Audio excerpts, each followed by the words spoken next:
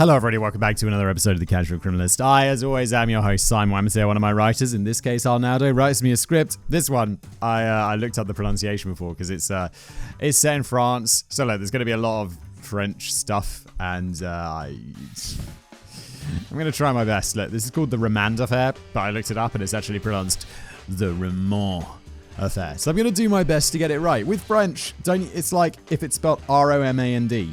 You just throw that D away and be like, Ramon, the Ramon Affair.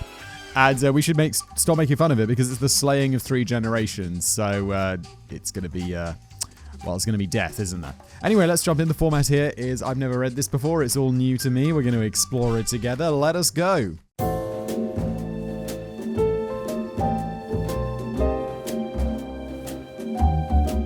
It's the 9th of January, 1993. It's 4 a.m. and nobody could be seen on the streets of Prévessins-Moens. It's a picture... I'm sorry, I'm going to stop doing a sarcastic French accent.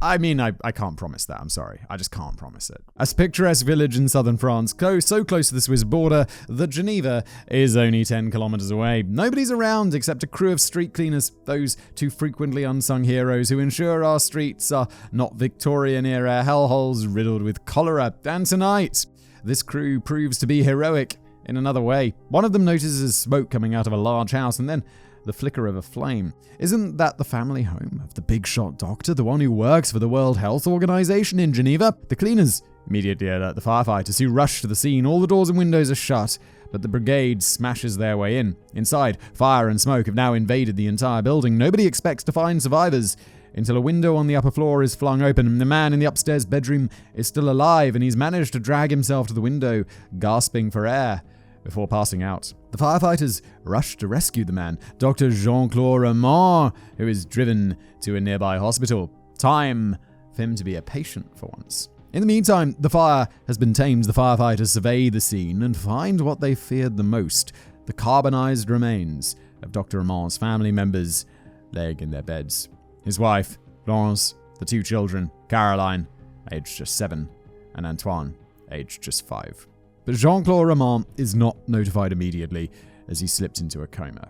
Authorities have to notify somebody of what's happened. The closest relatives, both in terms of kin and geography, Jean-Claude's parents, living some 80 kilometers north of Prévessins in Claveau-le-Lac. Dr. Raymond's uncle and a local doctor knock on the door, but they realize that there's something very, very wrong. Mr. Aimé Raymond, his wife Anne-Marie, and even their Labrador have all been shot dead. Oh my God. This guy's a doctor, and he's got a young family, and this is feeling like some sort of, Mexican cartel slaying. Like, what's going on? Why did we stumble into the plot of Sicario? I don't like it. In the meantime, an autopsy conducted on the remains of Florence and her children confirms that they too had been killed. The little boy and girl had been shot, while their mother was struck down by a blunt object. Dr. Raymond had it all. Dr. Raymond had a Is Dr. Raymond... I don't want to say it already because I don't know, and I don't want to be accusing the dude who's in a coma while his entire family is dead of being the murderer. But the way that being the perpetrator, but the way that Arnaldo's saying he had it all is implying that is this going to take the twist that he killed them all? Because that's fucked up, dude. Dr. Raymond had a stellar career with the WHO, a loving family, a circle of friends who had admired him and relied on his advice. Medical, yes, but also financial, as Jean-Claude had a reputation for identifying the most profitable investments from within the circle of Swiss bankers that he frequented in Geneva. Dr. Raymond had lost it all in the span of a single night. All he had ever been had been wiped out by an unknown hand. Okay. Might have jumped the gun on accusing him of being a murderer there. My bad. Shame on you. Who could have desired the death of Jean-Claude, of his children, his wife, his parents, even their dog? To find the answers, we'll have to look into the folds of Jean-Claude's past. But beware, along the way, we will uncover 2 unreliable narrators. Florence and Jean-Claude. Florence Crowley and Jean-Claude Raymond first started dating in the spring of 1975, while they both attended their first year of medical school at the University of Lyon. They had already known each other for quite some time. Actually, They were in fact distant cousins. But their relationship came to an early end in 1976 when Florence failed her exams to progress to the second year of medicine. She decided to switch to pharmacy and to stop seeing Jean-Claude so that she could fully focus on her studies. Jean-Claude too plunged into an almost monastic life of compulsive studying, seldom leaving his student quarters.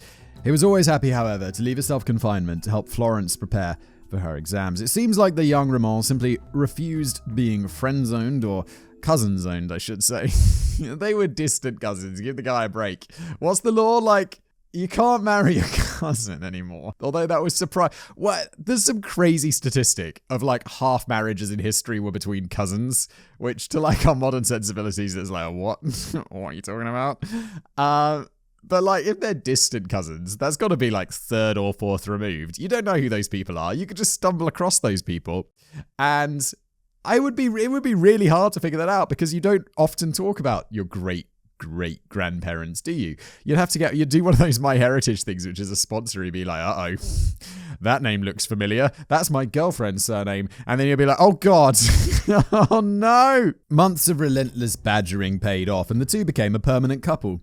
That's, don't take that as an advice, guys. And a pretty happy one at that as they completed each other. Jean-Claude was studious, dependable, charming, and also very introverted. Florence, on the other hand, had a warm and outgoing personality, which helped Ramon expand his circle of friends. The two married in 1984, and soon their nights were made sleepless by the welcome arrival of Caroline, born in 1985, and Antoine, born in 1987. In between those two births, Jean-Claude announced a happy triple whammy to Florence, his proud parents, and his adoring parents-in-law.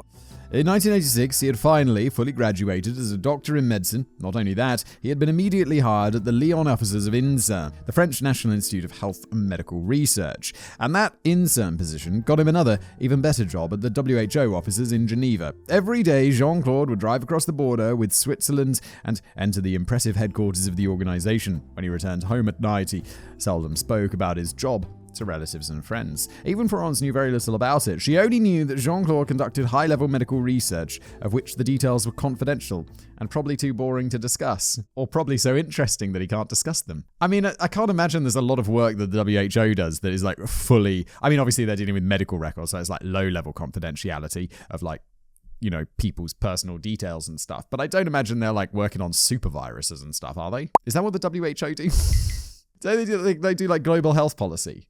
Right? Oh God, I know nothing about this. It's embarrassing. But she knew that his job was very serious and very demanding, so much so that she knew better than to call him at the office. Jean-Claude, in fact, preferred that she contacted him by pager. If there was an emergency at home, she had to drop him a simple message via pager, one digit from 1 to 9, depending on the seriousness of the matter. He would then call her back as soon as he got a spare minute. I sound like a dick, but I love that system. Because often, I don't like I work here alone, and one of the reasons that I think I get so much done is because I'm here at work, I'm not disturbed for like the whole day. And yeah, my wife will ring me, and it's like, I don't want to say it's not nice to hear from her in the day. It is nice, but I've also got a shit ton to do. And I'm like, yeah, I'd quite like to implement. She'll never go for this. She'll be like, Simon, we're not doing that. I'll be like, yeah, but then you could send me the number and I could call you back. And she's like, or I could just call you. And I'll be like, okay. But Jean-Claude and Florence seldom had to face emergencies as their life was pretty smooth sailing. Or as Arnaldo's written it, sailing smooth, which I kind of like. The WHO paid very well. They had a nice house, drove a BMW, and enrolled the kids in the most prestigious private school of the area. Florence felt safe in Jean-Claude's hands, who also had a knack for wealth management. Thanks to his WHO contacts, it turns out that he had access to special deals with banks in Geneva. One of those banks would offer an 18% interest rate on savings accounts. That's not realistic. There was a period of super high inflation in the 90s, wasn't there, in Europe? But 18% is like, that is what Bernie Madoff's scam was 11%. I'd be very, very wary of that. Unless inflation's incredibly high, of course. Soon, several friends and relatives, including Florence's father and brothers, took advantage of the deal, entrusting their savings to Jean-Claude. Florence's father, Pierre Crelet, was very close to his son-in-law. They were very close also on a tragic October day in 1988. The two were alone, inspecting some renovation works at Pierre's house, when he fell off a ladder and suffered a heavy blow to the head. When the ambulance arrived, it was too late. Mrs. Crillet fell into a deep depression. Luckily, she could count on Florence for emotional support and on Jean-Claude to sort out all of those annoying practical issues following Pierre's death. Her dependable son-in-law took care of selling the Crillets' country house and invested the proceedings into a Swiss account, and life resumed as usual. Look, I'm so skeptical of that interest rate and him taking all the money and it just being like a standard thing and taking other people's money to invest, that I'm like, I think this guy is maybe getting scammed and this is going to lead to his life falling apart and to his potential. Did we decide whether he was the murderer yet? I don't know. Look, something's up here, isn't there? Something's up. Look, don't fall for these scams. Always remember, Bernie Madoff was running a Ponzi scheme. The biggest Ponzi scheme in history. And he was giving you 11% interest rate a year. If there is something giving you more than that, be incredibly wary of it. Incredibly wary. I had friends. I went out with a mate of mine last night and he was telling me how a friend of mine lost extraordinary amounts of money in this Celsius crypto thing. And even my mate was like telling him, oh, you got to invest in this to my other mates. And he was like, no, dude, it doesn't seem right because the interest is just so crazy high. And these things, if the interest is that high, just don't. It's a scam. You're just getting scammed. And this is a smart dude, super smart dude. And he got scammed by this. Dude. Like 6 figures. Not low 6 figures. It's crazy. Florence worked sporadically in the local pharmacy, but mostly looked after the kids. As Jean-Claude's career continued to thrive, his work demanded he spend more and more time away from home. In Dijon, for example, where he had been invited to lecture at the university, or in Paris, where he had to meet with Bernard Kouchner, the Minister of Health, or even abroad. As a big fish with the WHO, Dr. Ramon had to attend frequent international conferences. Florence dropped him off at the Geneva airport, where he made it just in time for his flights to the US or Japan. He would return days later, arms loaded with presents for the kids. Nonetheless, Florence could not put to sleep a nagging feeling deep inside of her. As she confided to a friend, she felt there was something off, something mysterious about Jean-Claude, about the quiet, introverted, reliable Jean-Claude. After all, she knew so little about his actual work and had never met any of his colleagues, whom he described as old, tedious, and not worth seeing in a social setting. Uh-oh, does he even work at the WHO? Is his whole life a scam? Is he even a doctor? I know they went to medical school and stuff, but is his whole life fake? Is his whole life a lie? I know I'm really jumping ahead here, but I could be totally wrong. Is anyone else getting that vibe? That his whole life could be a lie and he's just a fabulous con man? Holy shit, and he's just taking all this money and he's not getting scammed by the 18% thing. He is the scammer. But he's gone really deep into this con because he's got kids and shit. Oh my lord. Surely not. Shame on you. She wouldn't have been surprised, Florence told her friends, if he had been a Soviet spy. Her suspicions grew in December of 1992. One day at school pickup time, Florence struck up a conversation with a lady whose husband was a WHO employee too. Her new friends mentioned she should take her daughter to the WHO building to see the Christmas tree they set up every year for the employees' families. Would Florence take her children too? Florence was surprised. She had never heard about the tradition, but all she commented was, "This time, I really must get mad at my husband." Around the same time, the president of the school board needed to contact Jean-Claude at his office, but he could not find Ramon's name on the WHO directory. When the school official mentioned this to Florence, she was puzzled and promised she'd look into this. A few days later, she was found dead. Oh, what? Okay. Wait, his wife was found dead? Or the school board? No, his wife. Oh my god. Shit's going down. As good as gold. It's now time to reveal the first of our unreliable narrators. And that would be me, dear Simon, dear listeners. I apologize for that, but I thought it was important to tell you this story from the point of view of Florence first, before revealing it from the perspective of our main character, Jean-Claude Roman. And in doing so, I had to necessarily conceal some important details. Because, you see, Jean-Claude Roman is the second unreliable narrator of this tale. The unreliable narrator of his entire life. He is, isn't he? His life's a lie. Shame on me, indeed. But let's proceed in order. Jean-Claude Roman was born on the 11th of February 1954 in Lens-le-Saunier, central France. His father, Ami, a forester, taught him at an early age the values of honesty and sincerity. The word of a Roman is as good as gold, he used to say. On the other hand, Jean-Claude was encouraged to hide from his mother, Anne-Marie, any unpleasant piece of news. Mrs. Ramon suffered from ill health throughout her life and had suffered from 2 miscarriages. Husband and son, therefore, did their best not to upset her further. But these mixed messages may have blurred the lines between honesty and white lies in Jean-Claude's psyche. As he grew up, he constantly felt the need to meet his parents' expectations, either by achieving what he set out to do or by lying about the results. Jean-Claude's studies progressed quite well in school, but he hit a roadblock as soon as he entered higher education. In 1971, he signed up for the School of Forest Studies to fulfill his ambition of becoming an engineer within the National Forest Office. This doesn't sound like medical school, does it? Does it? His whole life's a lie. Oh my. Jean-Claude, however, was the victim of a hazing ritual which put him off from continuing his studies. The young Ramon retreated to his family home, claiming to suffer from severe sinusitis, which prevented him from returning to university. It was the first of a series of pitiful lies which would set him on a spiral, a vortex, a maelstrom of ever-expanding deceit. This is one of the crazy things. It's like, it starts off with this little lie about sinusitis, so the next thing you know, you're murdering your family. Allegedly, perhaps. We don't know yet. Because these things spiral out of control. I was reading about the Bernie Madoff thing, and it was like, yeah, he just started off with this little scam, and then he was like, oh, he needed to do it to someone else, and then he needed to do it to someone else, and the next thing you know, you're like $40 billion in. It's like, what's going on? And I mean, obviously it's his fault. Obviously he should have stopped, but it is interesting to see how these things just spiral out of control, isn't it? In 1973, Jean-Claude took another shot at university, this time signing up for medicine in Lyon. There we go. His first year went swimmingly, got good grades, and started courting Florence. Alright then. But before starting the 1974 to 1975 academic year, he had to pass the mandatory physiology exam. But on the morning of the exam, Jean-Claude did not hear the alarm clock ringing, and he missed the test. Bro. You're doing well in medical school. You got a mandatory exam. Set 2 alarms. Are you insane? I've never missed an important exam in my life.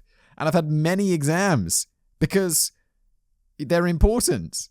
You don't miss them. He had the chance to retake it some months later, but he also missed the second attempt after breaking his wrist. Okay, more forgivable. At this stage, he had a couple of options within the realm of normality. Try a third time, or for example, or admit defeat. Admit to himself that those were just excuses and he did not wish to continue studying medicine. Perhaps he could have switched to pharmacy, like Florence had done. But Jean-Claude Ramon, whose word was as good as gold and who could not disappoint those around him, went for another route.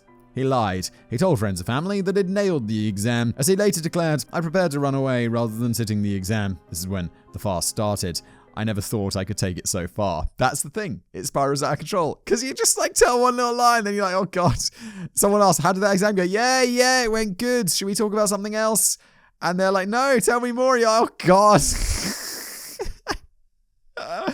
I shouldn't be laughing because we know how this ends. Oh my God. Shame on you. And take it far he did. For the rest of his alleged academic career, Jean-Claude kept mostly to himself, secluded in his student lodgings. Now and then he'd parade around the university halls, making sure he was spotted when exams were taking place. Ironically, he spent almost all of his time studying medical books and scientific journals. If only he dared sit those tests, he would have passed with flying colours, but it was easier just to sit around in his room, telling his parents, Florence, and his friends that yes, he had sat and nailed another exam. Wait, doesn't the university have paperwork and stuff? I feel like if I failed, say you're at university and then you just fail a bunch of exams and you show up the next year, you're not going to be on any of the registers because you failed and you didn't go. And isn't he in like student, they said student quarters, which I assume is like student halls or dorms. So aren't they going to be like, well, you can't stay here because you're not a student because you failed? Or is he just going to be like, no, I am. And they'll be like, mate, you're not on the paperwork. Did he? I don't know. It seems strange.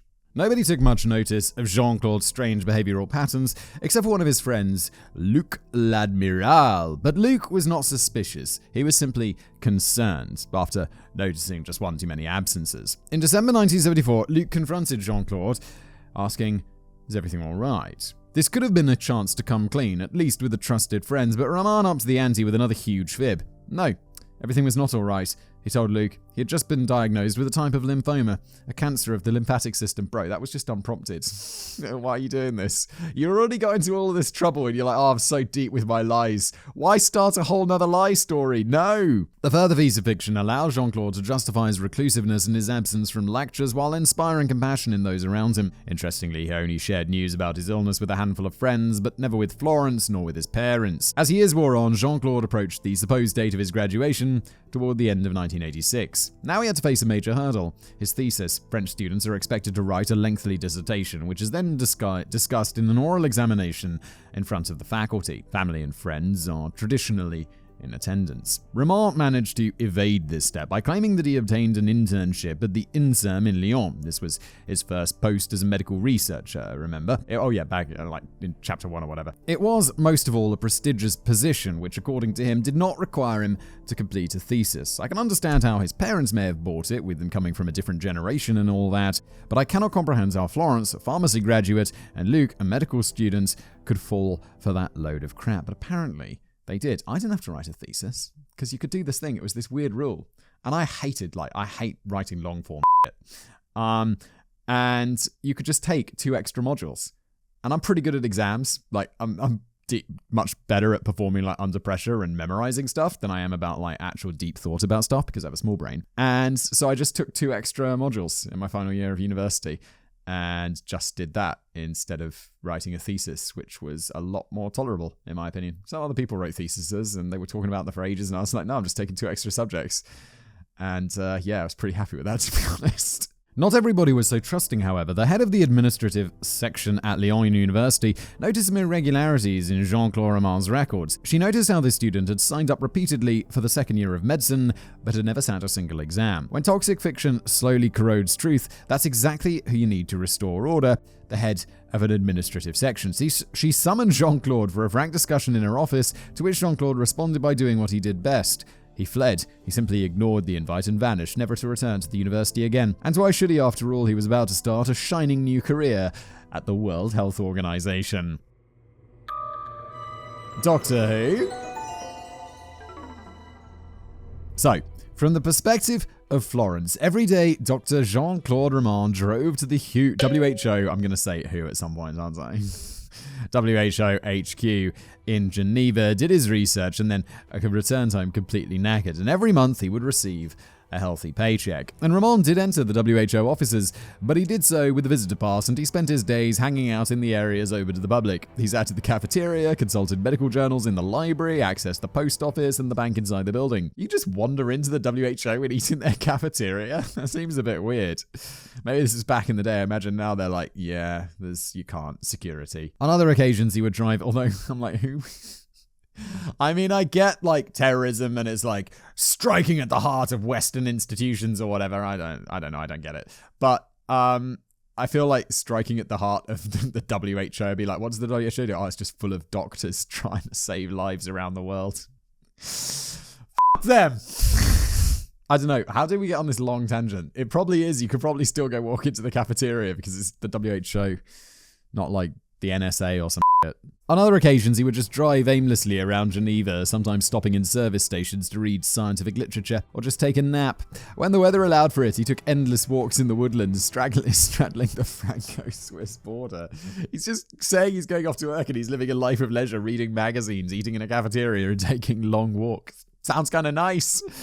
Hour after hour, day after day of idle activities became years. Years of a life set adrift by the capricious, malicious winds of insincerity. When somebody questioned the doctor about his line of work, Ramon skillfully evaded going into any detail or significance. On some occasions, though, he was able to display a profound knowledge of certain medical matters thanks to his readings in the WHO library. A medical specialist of note later commented that he had felt humbled after conversing about cardiology with Ramon. So again, in theory, he could have fulfilled his job rather competently, but narrating an unreliable truth was much easier. It feels like, can you imagine just years go by and it's like, man, I could be doing this for real. Why didn't I just sit those exams? Why does my life have to be a lie? I mean, I'd miss my walks in the countryside, but at least I'd be doing something useful. And as it got easier, Ramon added more chapters to the novel of his life. He had become a lecturer at the University of Dijon. Oh, now his friends with the Minister of Health. And next week he had to fly to New York for a global WHO convention. The reality is he's just walking around in the woods. Meeting with the Minister of Health, just strolling in the countryside. WHO New York, strolling in the countryside. Of course, he never flew anywhere. He asked Florence to drop him outside the airport, and then he spent the next few days holed up in a hotel studying medical journals and tourist guides so that he had something to talk about when he returned home, loaded with generic airport gifts for the kids. The question one may now ask is, how did he maintain his lifestyle? Oh, that 18%, we're coming back to it. Initially, he replenished his accounts by selling property owned by his parents in Lyon. When that pot was exhausted, he had to come up with something else. You may remember that Roman had access to Swiss banks offering top interest rates for WHO employees. Hello. I hope he didn't buy it the first time because, of course, those bank vaults existed only in his brain. Thanks to his reputation as a dependable and solid professional, Jean-Claude was able to dupe his parents-in-law, two of his brothers-in-law, as well as other unnamed friends. They entrusted him with their savings in cash. Hey man, yeah, no, I got this great investment and it's in this bank account. It pays like 18%. I'm gonna need it in cash. Yeah, looks fake. It's sketchy. No questions asked, no papers signed, so that he can invest them in Switzerland and return that sweet 18% interest. Needless to say, all the cash went straight into his own account. Estimates vary, but over the 6 years, he managed to swindle the equivalent of 2.5 million euros from those who held him dear. During his unglorified career, Roman came up with another repugnant scheme. He once learned that Florence's uncle had been diagnosed with late-stage cancer. Roman offered to help him. He could provide him with an experimental treatment being investigated at the WHO. Oh my god, what are you up to? But of course, this had to remain a secret between them, and the whole operation implied some professional risks for Jean-Claude, so it came at a price. The desperate patient agreed to pay the equivalent of 15,000 euros in today's value. That is the scummiest, thing that I can imagine a person to do. You are a piece of shit, Roman. I mean, I think we know that already because we know where this story's going by this point. He's not just stealing 2.5 mil. He's murdering his family. So, fuck this guy. Am I right? Roman dutifully collected the money and dutifully supplied the patient with placebo pills. Florence's uncle quickly succumbed to cancer and never revealed their secret. More patients followed into Roman's trap. Oh my god, you're doing this for more people? You are a dirtbag, my man. Come on. Now, the type of Ponzi scheme set up by the fake doctor is prone to one vulnerability. What if investors demand their funds back? Normally, swindlers can dupe a new victim and use their money to pay back the first investor. But there is another option available. In September of 1988, Florence's father, Pierre, asked Jean-Claude to divest the savings entrusted to him. He wanted to buy a new car and was in need of cash. Jean-Claude kept procrastinating while Pierre kept on nagging until the day Pierre fell off a ladder. Oh my god. I just realized I totally brushed over him falling off a ladder. Fucking Roman killed him, didn't he? Because he was onto the scheme and he didn't want to give him his money back and he couldn't. So he killed him. He pushed him off a ladder. Oh my god. According to some accounts, shortly before dying, Pierre mentioned his son-in-law's name. Had the fall been accidental? This remains the official version, but there's a strong suspicion that Roman may have had a hand in it. Yeah, allegedly. All of this is definitely alleged. Whatever the cause of Pierre's death, it was a blessing for Roman. Not only was he off the hook, but he would soon be entrusted with the sale of the Crelets' country home, an unexpected but very welcome windfall. The next person to challenge Jean-Claude would be his mistress, Corinne Delange. That's right, not content with leading two existences, Roman had to pile up a third secret life on top of that. Oh my god, dude, what the fuck's wrong with you? Why would you make yourself... What? Like, this would be so stressful. I can't imagine living a life this stressful. It would destroy me. Third life. The two met in 1990 after Parisian dentist Corinne had ended a long relationship. Feeling abandoned by most of her friends, Corinne accepted the clumsy yet warm courtship of this wealthy doctor. In spring, Jean-Claude took to flying to Paris one day a week with the excuse of meeting the health minister or working with the Pasteur Institute. Instead, he showered Corinne with expensive jewelry and took her dining in top-end restaurants. In August, the two spent a long weekend in Rome, which didn't go as planned. Upon returning, she decided to dump him. In her own words, as Jean-Claude was too sad. To win her back, Roman resorted to one of the best tricks in his toolbox: pity. In autumn, he revealed to her that his lymphoma, which had been in remission for a long time, had returned and he felt lonely and depressed. This umpteenth lie seemed to work, and in December they resumed the relationship. In January 1991, the two spent 5 days in St. Petersburg. As you might imagine, his bills kept piling up, but luck was once again on his side. After the Russian trip, Karine dumped him again, but wished for the two to remain friends. In fact, she needed some friendly advice. She just sold a flat for the equivalent of 137,000 euros and asked him how best she could invest the money. No. Roman enacted a well-rehearsed play. He convinced her to withdraw the entire amount in cash and hand it to him so that he could invest in one of those 18% interest accounts that he knew about. And all went fine until November 1992, when Karine demanded her money back. Jean-Claude tried to stall her, appealing to her compassion by resurrecting the good old cancer fib, but this time she was undeterred. As she kept insisting, in December, more of Roman's scam victims asked for their investments to be returned. At the same time, Florence started to suspect that her husband's entire career was built on a flimsy foundation, a castle of wafer-thin cards, which was about to tumble. Florence, yeah, bang on. Although there's two unreliable narrators, so are we still getting an unreliable story here, or is this like close? This feels like the truth, because this isn't told from anyone's perspective, right? I think we're beyond that. This is like what actually went down, allegedly. The only possible solution.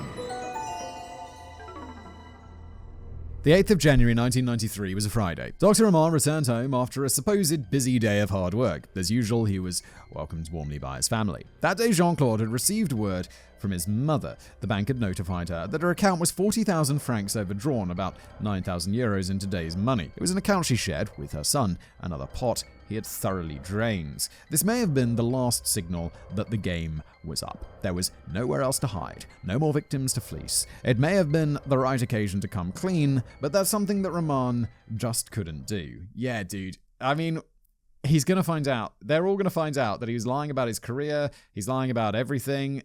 That is an absolute disaster for him. I mean, it's all a disaster for him. There's no good way for this to end.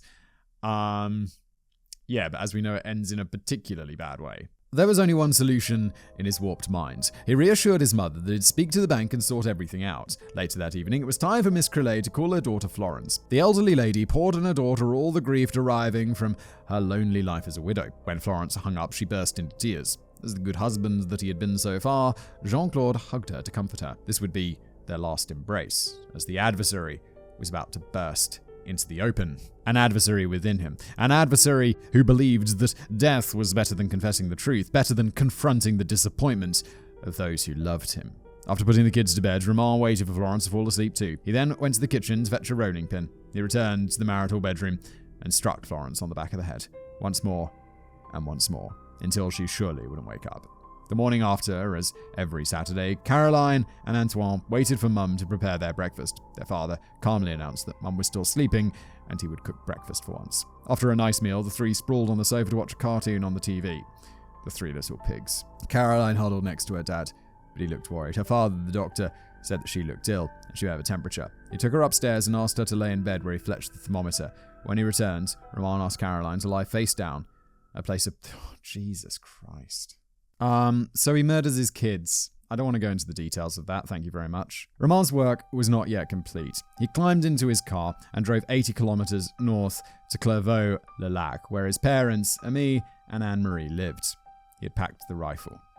Okay, yeah, he shot his kids. There's details here. I don't like reading them. I don't think you should have to hear them because it's just not okay. Jean-Claude and his parents shared a pleasant lunch on what appeared to be just another pleasant Saturday. After clearing the table, Roman offered his dad to help him fix an annoying gas leak problem that they had upstairs. That sounds like something you should have fixed, by a professional before. It's like, oh yeah, there's been a gas leak going on. It's been going on for a few weeks. Just haven't had the repairman in. Gas leak. Like, I remember once I was just sitting in my office and it smells like gas in here. So it's not one of those things you're just like, okay.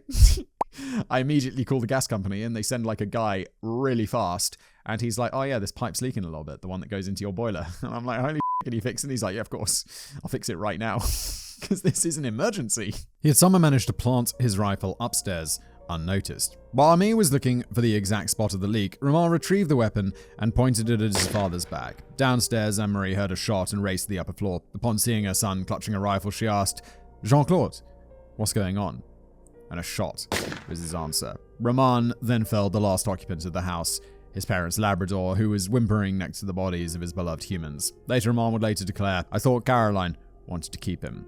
She loved him. 3 generations of the Ramal family had been erased from existence in the span of hours, but the spree of the imposter, the adversary, was not over yet. After a change of clothes, the murderer got back into his car and drove all the way to Paris for an appointment, or rather a date, with his on and off mistress. Corinne was waiting for Jean-Claude to pick her up and take her out for a special night, a dinner party with the Minister of Health, one of the many influential and entirely fictitious connections that he flaunted. The minister's home was in a wooded area near Fontainebleau. It was an hour's drive south of Paris. After a long drive in the night, Roman admitted that he had gotten lost. He stopped the car in a remote area, climbed out, and asked Corinne to wait there. He picked up something from the trunk of the car and then asked his mistress to close her eyes. He had a surprise for her, he said. A nice piece of jewelry.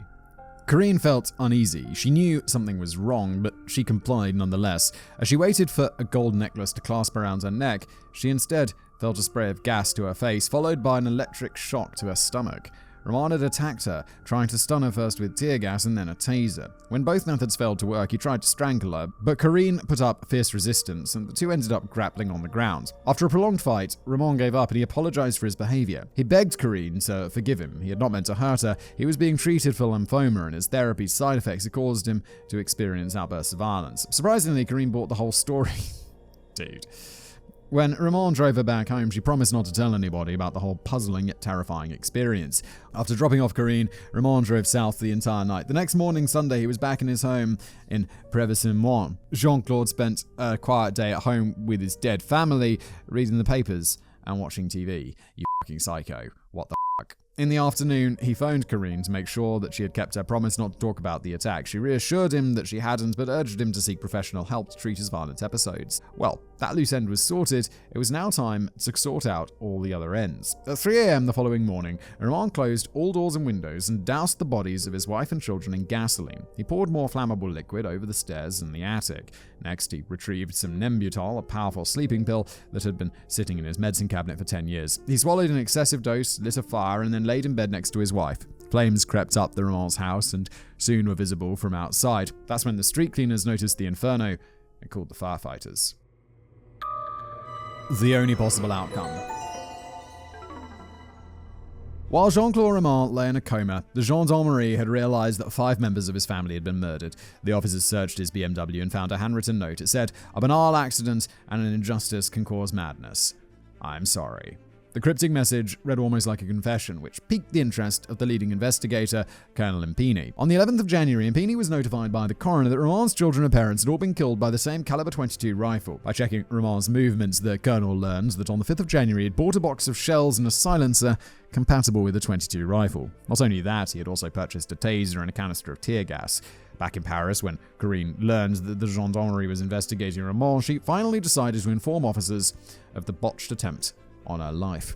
Impini then proceeded to question the WHO HR department, and surprise, surprise, they revealed that Dr. Roman never worked for them, and a quick inquiry with the French Medical Association revealed that Roman was no doctor at all. Investigators briefly thought Jean-Claude may have actually been an international spy or an arms dealer or a high-level swindler embroiled with Megabur, a financial company at the center of a large scandal at the time. Once again, Corinne was instrumental in piecing the whole story together. She told Impini that Roman had embezzled the proceeds from her flat sale, and more victims came forward. For a short moment, it seemed as though the fake doctor was the center of an exciting scandal worthy of a Le Carré thriller, but the veil had been quickly torn to reveal only a chasm of unspeakable, squalid sadness. A chasm that had been dug by a broken sad man who had built the life he wished by harming those who had loved him. A sad man who had tried to end it all, but could not complete the last step with a half-hearted suicide attempt conducted with expired barbiturates. I will not go into details of the trial, which could only end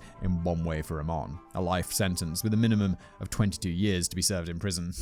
Minimum of 22 years. Hopefully there's the maximum is just uncapped, because this guy should never leave prison. I'll only mention the important poignant question which the judge addressed to him, which was why. Roman asked it because he's in this crazy spiral. He didn't know any way out. It's insane.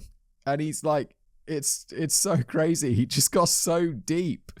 I mean, and then obviously becoming a murderer is not the answer, but it's I think that's the only exit he saw. Wasn't the title of this section the only possible outcome? Obviously, that's not the only possible outcome. Coming clean would have been a better outcome. But I think that's all he saw. Well, we've got his answer here. I've asked myself the same question every day for the last 20 years. I don't have an answer. Great. Great. That's satisfying, isn't it? Wrap up. What had driven an otherwise promising, or at least normal, young man to string together such a toxic cascade of lies? The press at the time sought answers in his psyche, describing him as a malignant narcissist, or even a psychopath entirely devoid of empathy, one who, in order to maintain a grandiose idea of self, had lied, cheated, and eventually killed. But I prefer to quote another explanation, laid out by Dr. Sebastian Chapelon in his paper Jean-Claude Roman, Emperor of Lies or Slave to His Followers. It was published in November 2020. According to Chapelon, Roman was fueled by a frenetic desire to find his own identity in others, to please others, to exist through others. Far from lacking empathy, he suffered from a kind of ultra-empathy, which may stem from a need to defend from a highly demanding environment at an early age. This leads to a psychological amputation of what would have been the natural desires and drivers of the individual's psyche. The price to pay for this amputation is a lack of connection with one's internal reality. In this interpretation, Roman was not the narcissistic liar. He had been forced to lie to satisfy the narcissists and the selfish expectations of his parents. He had built a monument to the non-existent Dr. Roman, a monument which his parents could proudly admire. Interestingly, this ultra-empathy allowed Roman to instinctively tune into the aspirations and desires of those around him, which was the basis for his success as a scammer. Yeah, being a con man's one of those interesting ones where it's like you gotta have no empathy because you're ripping people off, but you also need to have empathy because you need to be able to understand people to manipulate them, which is kind of an interesting contradiction. Now, you may or may not agree with Dr. Chapelon's analysis. In that case, if you wish to understand the truth behind Roman's motivation, why not asking yourself? In 2019, an appeals court granted parole to the murderer. What? What? What, France? This guy is free? This guy is free? He murdered his parents, his children, his wife, his parents-in-law. You smoking crack, French justice system? As of today, Jean-Claude Roman lives in the Benedictine Abbey of Notre-Dame de Fontainebleau, not far from Poitiers, in central France. In 2019, one of the fathers at the abbey stated to the press that he hoped Roman had repented and found sanctuary with the monks. We want to give him the opportunity to place himself before God, his last judge on the gates of eternity. I will leave it to you to comment on what sort of eternity awaits this adversary of truth. Yeah, I don't want to say I'm not, I know we should be for reform and stuff, but he murdered his young children. I don't know, I just feel for that you should rot in prison forever. That feels a bit harsh. But again, he murdered his children. Let's end the episode there. Thank you so much for watching or listening. If you do listen to this as a podcast, why not leave us a review? That would be fantastic. If you're watching on YouTube and you're not subscribed yet, what are you up to? Click that subscribe button, and I'll see you next time.